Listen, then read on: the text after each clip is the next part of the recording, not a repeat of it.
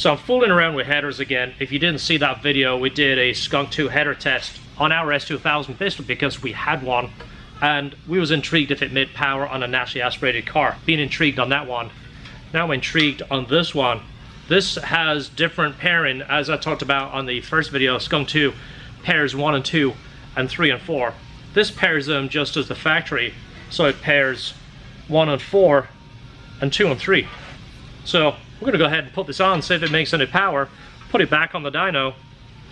First, let's take this header off. It's still got the Skunk2 header from the dyno.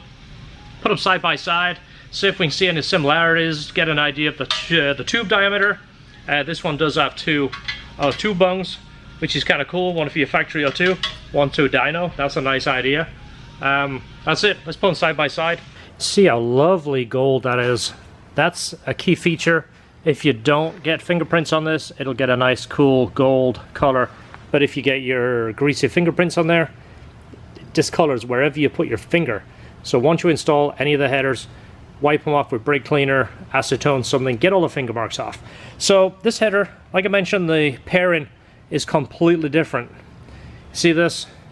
1 and 2. When I talk about pairing, that's the tubes pairing into that second runner down here. So we have 1 and 2, 2 and 3. Also, you notice on this header, this tube is much larger. This tube actually looks larger than this. I'm going to pull the mic out here in a second, but this step is supposed to be something that builds torque. I really think this header, if they was to offer an NA version of this, I think the pairing needs to be done the opposite way. We're going to see this. I'm just guessing. I've done some header building. I've built a handful of headers for the S2000s. I go with a different approach. I do this pairing. I also make the merges much longer. So this merge, I've experimented by playing with the length of here. I found dropping this merge all the way back to here, and then the second merge, making it probably another 12 to 13 inches longer, which turns it into a full race header. But it's something I've seen power-wise. One thing you can see on the Skunk2 is it always ends up with a dark impression from where the gasket is larger than the port on the header.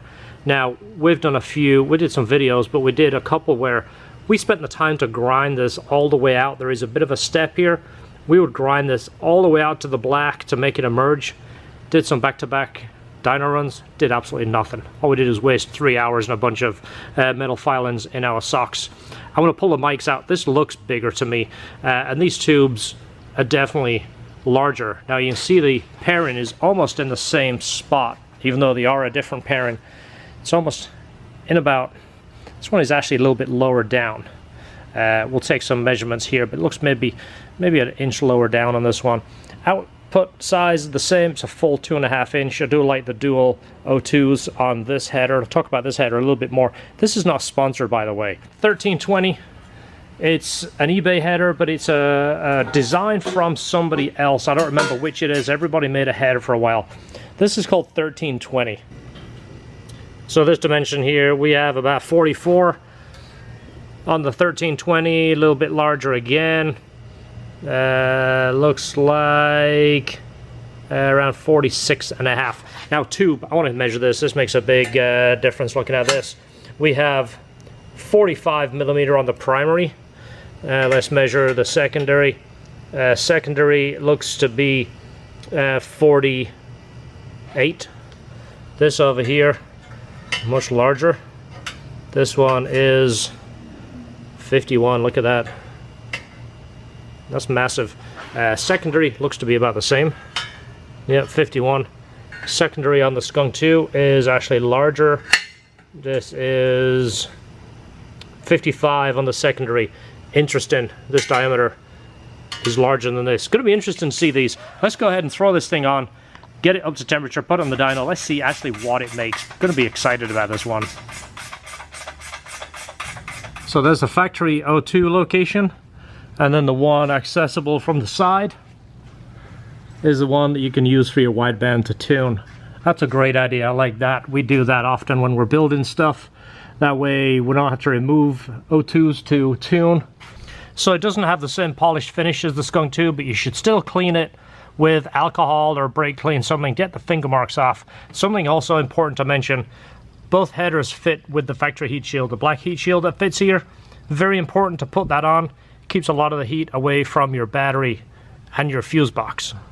On the dyno, we're gonna bring it up to temperature and do a run. So just to show you, the last run we did in this exact configuration is right here, 224, 151, that's what the graph looks like. I'm hoping some of this belly will come out of it with the header. Maybe the pairing will work in our favor. I got the exhaust fan on. I'll bring it up to temperature, then we'll put the big fan on, and I'm gonna hook up the laptop.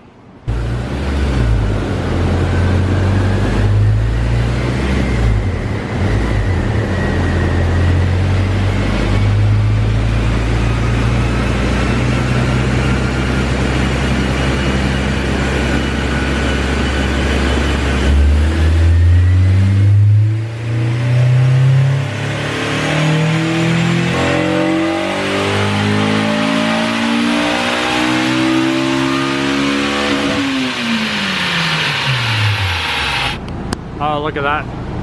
It lost a ton of power. Wow. So, obviously, don't like that header. I'm gonna go look at the log and see what's going on, but so now the car's all the way up to temperature. I'm gonna do a backup run just in case. Water temperature is showing 185, which is what it's been pretty much the whole time. Air intake 113. I'm going to do another back-to-back run, see if it does the same thing. It isn't using as much fuel, obviously you saw it richened up, which means that it's airflow related. I'm just shocked it lost that much power. It didn't feel bad, I drove it.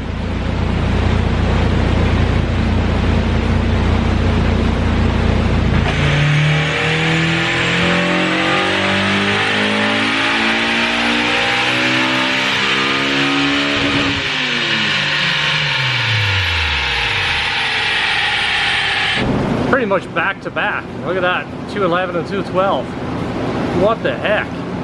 That header looked like it would work, and I didn't change anything. I mean, wow, the Skunk2 header isn't really that good, but the factory header did better than that. So one good thing about naturally aspirated S2000s, it gives you time to think while you're during the run. I mean, you can almost tune it during the run because it takes so long to go up the RPMs. You can almost watch it and see the air fuel and make changes along the way. Just being a little sarcastic, it's just long drawn out dynos. So let's do another one, but I should be at home watching TV. But yet I'm doing the S2000 header test for science. And hopefully saving you guys money not to buy this header.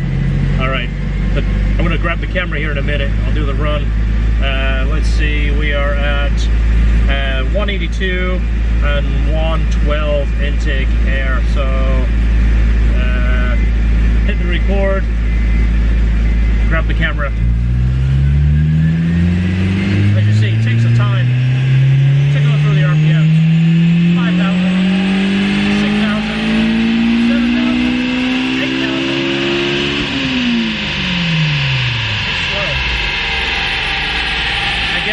Forced induction. I mean, it's whipped through the RPMs. This thing just takes forever. It's just really funny. Let's look. We have 0 knock. Wideband here is never as accurate as a wideband, either an AM gauge or the wideband on the dyno. I usually run 3 widebands, 1 on here and 2 extra. The other 2 agree. This always gives you false readings, which is one of the reasons I would never do remote tuning, because you're going by somebody else's wideband that might not be right. You might be tuning the wrong direction. It's kind of like somebody telling you to go left, left, left, and meanwhile you really should be going right. You're about to fall off a cliff. Let's see what that does. And again, let me try not to step on the laptop. Hence why we tune. I leave George in the car. He just sits there between runs. He checks the internet, checks on Instagram, see what everybody else is doing, and then I go, all right, George, hit it, and we're ready to go. So it makes my life a little easier. It makes his life easier too, because getting it out of the car is tedious. 215 again, so we're way down. Torque is almost back to where it was, but it's laying over pretty bad. This is the reversion in the header. I'm going to change it in a minute, but when you put the O2 in the wrong spot, you tend to lose signal. There's another header that I found that does that. I'm not remembering what it is, but it will throw your numbers off because the air fuel tells you it's completely off. Interesting. Picked up a little bit through here, picked up a bit there, and then lost it all the way from here. So we're 10 horsepower down. 10 horsepower when you're not working with a whole lot isn't worth changing. But I'm going to verify this. This is completely wrong. The runs on my data logger are exactly the same on the Hondata. So this is that second position, which I thought was a good idea. Turns out it's not the best idea to have that O2 there. So I'll tell you what sucks. I just changed the O2 sensor. There is a hole in my glove. Guess which finger I used to grab the O2 sensor? Just burnt the crap out of my finger. And this glove is going in the trash. I just changed the O2 sensor into a different position. I put it in the cat. We're going to see if that reads pretty much the same. It'll read a little bit leaner from the first primary, not that much, but it's not going to take off the graph like that. I want to see that. I can't believe the header loses that much power. I want to see what the air fuel says and then tune it before I, you know, ditch the header. But something tells me it's got to make more power than that.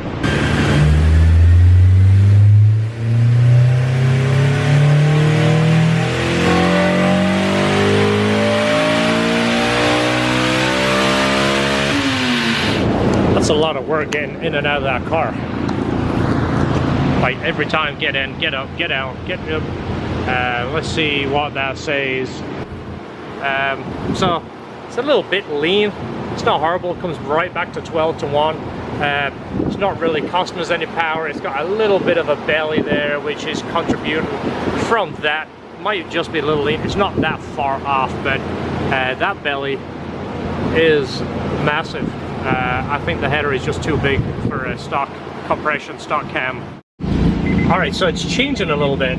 This requires quite a bit more tuning. I've been playing with timing.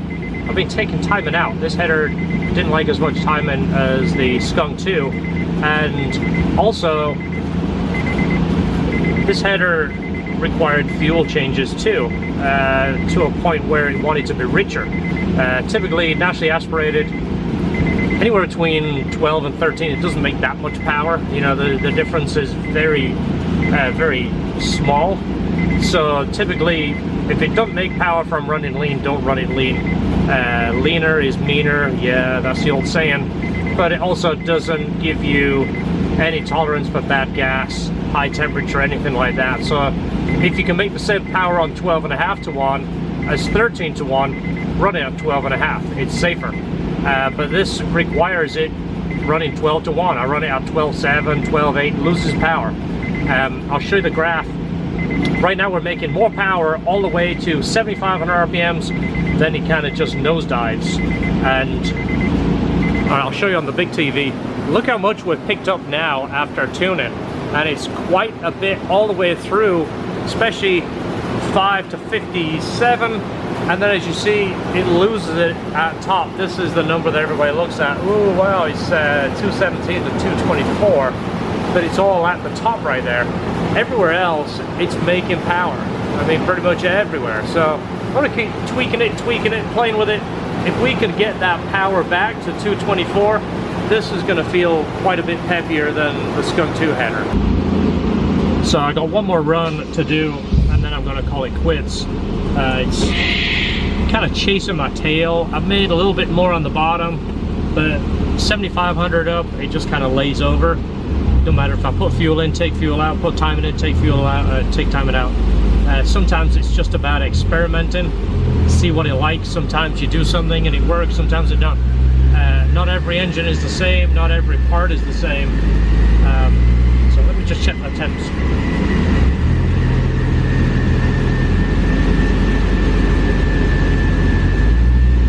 Let me get warmed up a little bit. It's at 175.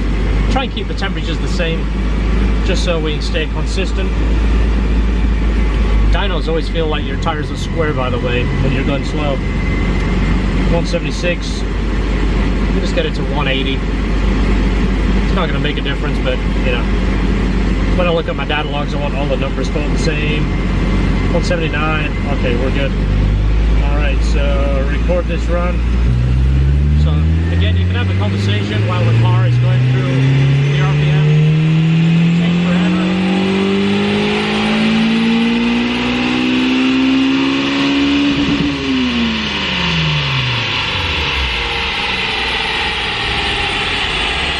Just comes from being used to a forced induction car. So that's it. This is the best from the Skunk 2, best from the 1320. Peak horsepower, of course, the first thing you do is say, wow, it lost 6 horsepower. But it picked up a pound of torque. What you gotta do is look through the graph, and especially in this area right here, between 5 and 6, it's picked up a bunch of power. But then a little bit more, then it kind of lays over. It doesn't matter what I do with the fuel. Right at top, this is again 8,000 RPMs. Who cares? You're shifting and run it back to the RPM. But this should feel a little bit better. And this over here. Let me find the best tuning from the stock header, best from the Skunk 2, best from the 1320 to get a comparison. So blue is stock header. Green is the 1320. Red is the Skunk 2. As you see through the mid-range, they all made more than the factory one. I mean, not by much. It just shows you how good the factory header is on naturally aspirated.